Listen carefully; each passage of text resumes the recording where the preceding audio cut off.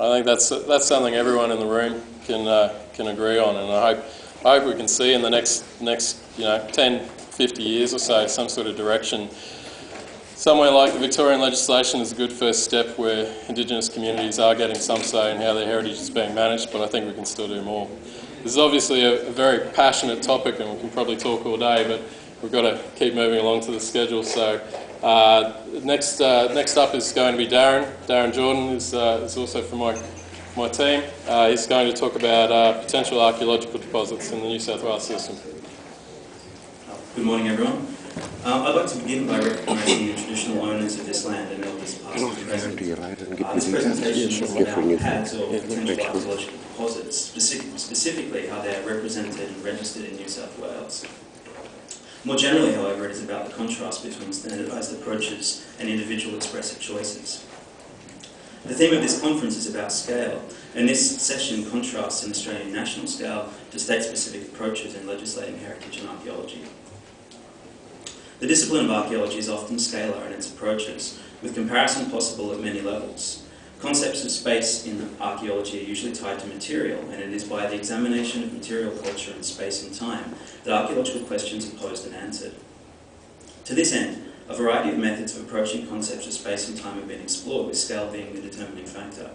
Scale is an important consideration since archaeologists can be concerned with both short and long-term scales of time, as well as small and large geographical areas. The scope of space, therefore, can encompass the entire planet, or focus on the microscopic. The scope of time can be concerned with reconstructing the events of a single day, or examining human development over millions of years. Multiple scales can be contained within a consistent archaeological approach, and the data cross-compared in order to answer varying research questions. Such comparisons are possible by utilising a scalar approach, but the comparison is only meaningful if cross-comparison between data sets is achievable, and for this, standardisation is required. Standardisation as a scientific tool allows for the cross-examination of factors within one system, and comparative analysis provides the key to contextualising multiple data sets. The counter-argument to the practical uses of standardised approaches is that it limits opportunities for individual expression, exploration, and creativity. Hawkes, for example, referred to this in the introduction of the Atlas of Ancient Archaeology, as shown on the screen.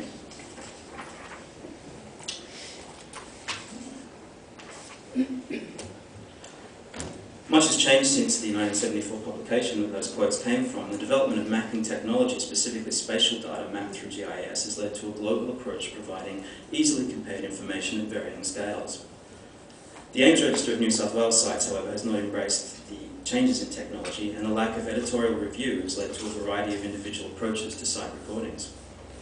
The argument of individual expression suppressed by standardisation is part of a larger discourse that stems from the science and humanities divide that remains valid for many archaeological and heritage practitioners. There is insufficient time to discuss this split in further detail here, but it is worth noting that standardisation is not new in archaeology. It has been evidenced in formal methods, atlases of prehistory, the global intent of the World Archaeological Congress, and has been used in the sciences for hundreds of years. Archaeology, however, still evidences the individual approaches that follow their own idiosyncratic systems, and the registration of pad sites in New South Wales demonstrates the impact this can have on archaeological inquiry. There are currently 4,094 sites in the Ames Register listed as potential archaeological deposits. This figure is misleading, however, as also included in this number are sites with multiple attributes, pad just being one of them. The Ames Register is currently ordered by way of attributes, and there are a total of 20 attributes used in the Ames Register to categorise sites, as shown on the screen here. This means that some sites are identified as having more than one attribute. One example would be a rock shelter with art, artefacts, and an unidentified deposit. There is no rock shelter or cave attribute in Ames, so rock shelter sites are predominantly put under the habitation structure category. The other attributes described would fall most likely under the attributes of art, artefact, and pad. This approach has been utilised since at least 2007, when an internal Ames operation and training manual was published by DEC, who were then administering to the Ames Register. The manual referred to the rules for determining appropriate site attributes and how to convert sites registered under old site types to the new system. In the training manual, the only reference to the then newly established attribute of potential archaeological deposit listed it as the replacement for interim site type shelter with pad. This certainly verifies the rationale behind the earliest pad recordings within the Ames Register, where pads were associated with rock shelter recordings rather than being considered sites on their own. As a result, it is rock shelters with deposit listed as habitation structures with pad that form the vast majority of registered pad sites in the Ames register. The largest single group of pads in the register are those that were reported at Ulan Mine, recorded in 1992 and then updated in 2009 and 2010, counting 357 of the 4,094 registered sites with pad. The Ulan Mine sites are predominantly rock shelters and typify the original use of the pad attribute in the Ames register as one component of an identified site rather than a site category of its own. Definitions of the Ames site feature categories have been compiled in an internal Ames document. This is an unpublished document held within Ames for staff reference, and it is regularly updated following internal reviews.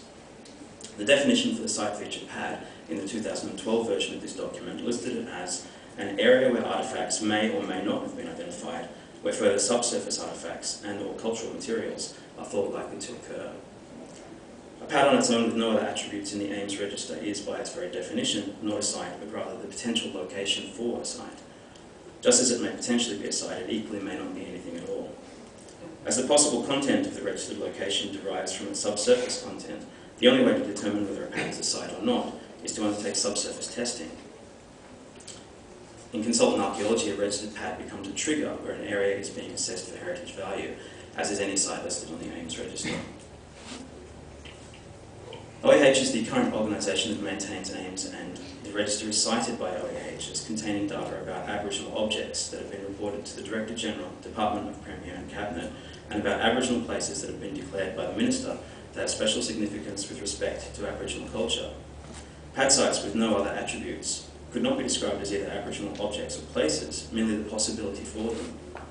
The Ames register includes site cards with information about registered sites, as well as archaeological reports with further details about assessments and surveys that have been undertaken.